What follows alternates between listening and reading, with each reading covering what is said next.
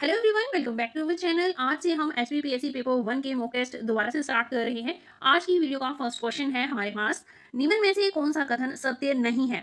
चार ऑप्शन आपके पास दिए हुए हैं, आपने बताना है। इन 4 ऑप्शंस में से आपने बताना है कि कौन सा सही नहीं है। फर्स्ट स्टेटमेंट है, यूरोपीय संघ की साझी मुद्रा का नाम यूरो है। ये स्टेटमेंट बिल्कुल सही है। यूरोपियन यूनियन की साझी मुद्रा यूरो है। यूरोपीय संघ द्वारा इस मुद्रा की शुरुआत 1995 में की गई थी और 15 सदस्य देशों द्वारा इस मुद्रा को अपनाया गया है। यूरोपीय यूनियन की जो सांझी करेंसी है उसकी शुरुआत 1999 में की गई थी और टोटल 19 ही यूरोपियन कंट्रीज जो हैं वो इसे यूज करती हैं। तो सेकंड स्टेटमेंट जो है ये गलत है। अगर हम बात करें यूरोपीय संघ की तो इसका गठन 1958 में हुआ था। टोटल 28 कंट्रीज यूरोपियन संघ में है और इसकी सांझी करेंसी जो है वो यूरो है। इतना जो है आपको रिलेटेडली याद रखना है यूरोपियन यूनियन के बारे में। नेक्स्ट स्टेटमेंट है, अंतर्राष्ट्रीय न्यायालय का मुख्यालय स्विट्जरलैंड में है। अंतर्राष्ट्रीय न्यायालय इसका मुख्यालय जो है वो नीदरलैंड के हेंग में है। तो थर्ड स्टेटमेंट भी हमारी गलत हो जाती है।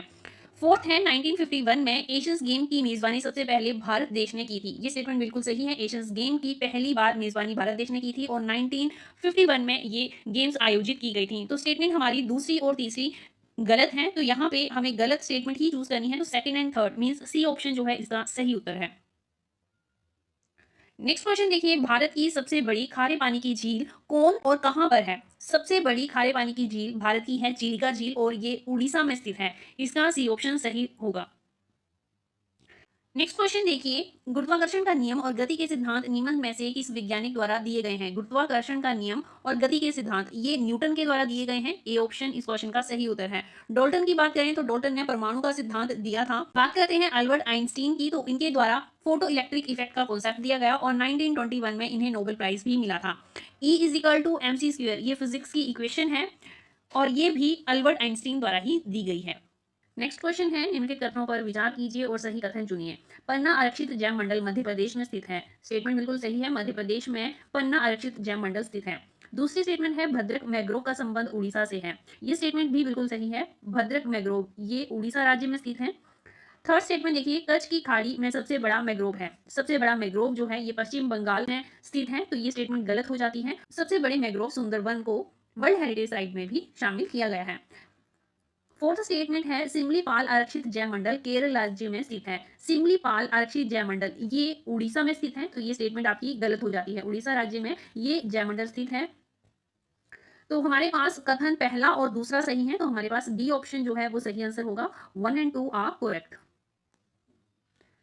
नेक्स्ट क्वेश्चन है, रिसा जिसे हाल ही में जीआई टैग मिला है किस राज्य की पारंपरिक आदिवासी पोशाक है। रिसा एक पारंपरिक आदिवासी पोशाक है जिसे हाल ही में जीआई टैग मिला है और ये त्रिपुरा राज्य से संबंधित है। डी ऑप्शन इस क्वेश्चन का सही उत्तर है। नेक्स्ट क्वेश्चन देखिए, WTO फुल फॉर्म है इसकी वर्ल्ड ट्रेड ऑर्गेनाइजेशन। इसकी 13वीं मंत्री स्तरीय कॉन्फ्रेंस कहां पर आयोजित की गई है। 2024 की मंत्री स्तरीय कॉन्फ्रेंस वर्ल्ड ट्रेड ऑर्गेनाइजेशन की यूएई में आयोजित की गई है। डी ऑप्शन इस क्वेश्चन का सही उत्तर है। ये 13वीं मंत्री स्तरीय बैठक की थी और इसे 26 फेब से लेकर 2 मार्च तक आयोजित किया गया है। देश याद रखना है आपने और मंथ भी आपको याद रखना है और कौन सा संस्करण इस बैठक का आयोजित किया गया ये याद रखना है। वर्ल्ड ट्रेड ऑर्गेनाइजेशन की स्थापना 1 जनवरी 1995 में की गई थी और इसके हेडक्वार्टर की बात की जाए तो इसका हेडक्वार्टर है जिनेवा स्विट्जरलैंड में। नेक्स्ट क्वेश्चन है, राष्ट्रीय ऊर्जा संरक्षण दिवस कब मनाया जाता है। हर वर्ष राष्ट्रीय ऊर्जा संरक्षण 14 दिसंबर को सेलिब्रेट किया जाता है। सी ऑप्शन इस क्वेश्चन का सही उत्तर है। नेक्स्ट क्वेश्चन देखिए, निम्नलिखित कथनों पर विचार कीजिए और सही कथन चुनिए। फर्स्ट स्टेटमेंट है, ग्रीष्मकालीन पैरालंपिक 2024 खेलों का आयोजन फ्रांस की राजधानी पेरिस में किया गया। बिल्कुल सही स्टेटमेंट है। पैरालंपिक 2024 का आयोजन जो है वो पेरिस में किया गया है। सेकंड स्टेटमेंट है, पैरालंपिक 2024 में मेडल टैली में भारत का 10वां स्थान है। पैरालंपिक 2024 में मेडल टैली में भारत 18वें नंबर पे है। तो ये स्टेटमेंट गलत हो जाती है। थर्ड स्टेटमेंट देखते हैं, पैरालंपिक 2024 में भारत ने कुल 9 रजत पदक जीते हैं। ये स्टेटमेंट सही है।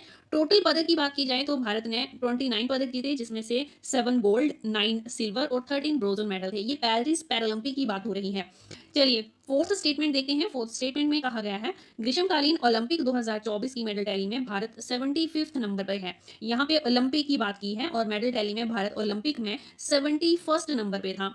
यहाँ भी ये स्टेटमेंट गलत हो जाती है। तो हमारे पास सही स्टेटमेंट है फर्स्ट एंड थर्ड। तो first and third C option में है। तो हमारा सी ऑप्शन जो है वो सही आंसर होगा।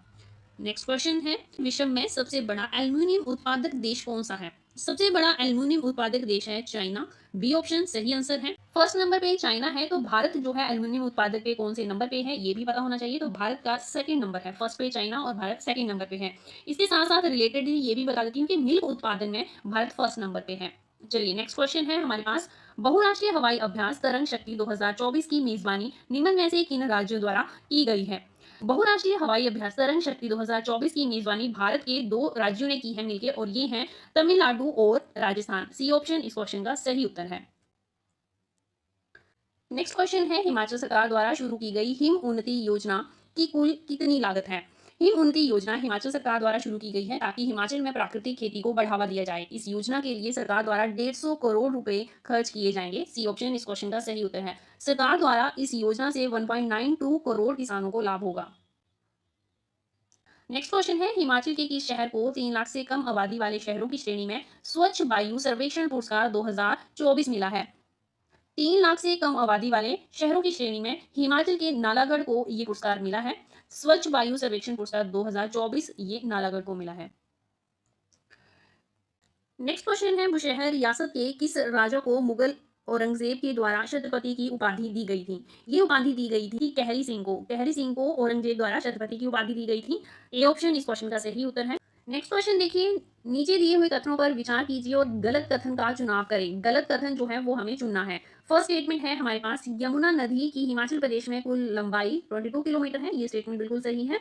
नेक्स्ट स्टेटमेंट है, यमुना नदी उत्तराखंड और क्यारदा दून वैली को अलग करती है। ये स्टेटमेंट भी बिल्कुल सही है। उत्तराखंड और क्यारदा दून को यमुना नदी सेपरेट करती है। थर्ड स्टेटमेंट देखिए, गिरी, स्पीति, पार्वती और टोंस नदियां यमुना की प्रमुख सहायक नदियां हैं। ये स्टेटमेंट गलत है। इनमें से गिरी और टोंस जो है वो यमुना की सहायक नदियां हैं, पर स्पीति नदी सतलुज की और पार्वती नदी ब्यास की सहायक नदी है। तो ये स्टेटमेंट गलत है।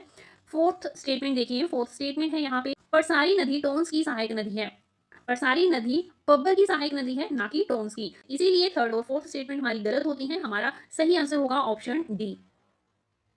नेक्स्ट क्वेश्चन देखिए, निम्नलिखित में से चंबा के किस राजा द्वारा वर्मा उपनाम का प्रयोग किया गया था। वर्मा उपनाम का सर्वप्रथम उपयोग किया था गणेश वर्मा द्वारा। ए ऑप्शन इस क्वेश्चन का सही उत्तर है। आदित्य वर्मा के द्वारा कुमार सरनेम यूज किया था पहली बार, और ये क्वेश्चन भी आपको रिलेटेडली याद रखना है। नेक्स्ट क्वेश्चन देखिए, सुकेत राज्य की स्थापना राजा वीरसेन द्वारा किस वर्ष की गई थी। सुकेत राज्य की स्थापना राजा वीरसेन ने की थी, और ये की गई थी इनके द्वारा 765 ईस्वी में। नेक्स्ट, हिमाचल प्रदेश परिचय शीर्षक पुस्तक के लेखक कौन है। हिमाचल प्रदेश परिचय इस पुस्तक को लिखा है देवराज शर्मा ने। बी ऑप्शन इस क्वेश्चन का सही उत्तर है। देवराज शर्मा द्वारा लिखी गई दो पुस्तकें बहुत इंपॉर्टेंट हैं और इनसे रिलेटेड क्वेश्चन पूछा जाता है। एक तो यही है हिमाचल प्रदेश परिचय, और दूसरा है हिमाचल अतीत, वर्तमान और भविष्य की एक झलक। ये दोनों पुस्तकें इंपॉर्टेंट हैं और दोनों पुस्तकें ये देवराज शर्मा द्वारा लिखी गई हैं। मेहरचंद महाजन की एक पुस्तक आपको याद रखनी है, लुकिंग बैक। ये पहले हिमाचली थे जो चीफ जस्टिस ऑफ इंडिया बने थे, और ये कांगड़ा जिले से संबंध रखते हैं। निम्नलिखित में से कौन सा कथन हिमाचल के बारे में सही है। फर्स्ट है, सिंबलवाला नेशनल पार्क शिमला जिले में स्थित है। ये स्टेटमेंट गलत है। सिंबलवाला नेशनल पार्क ये सिरमौर जिले में स्थित है।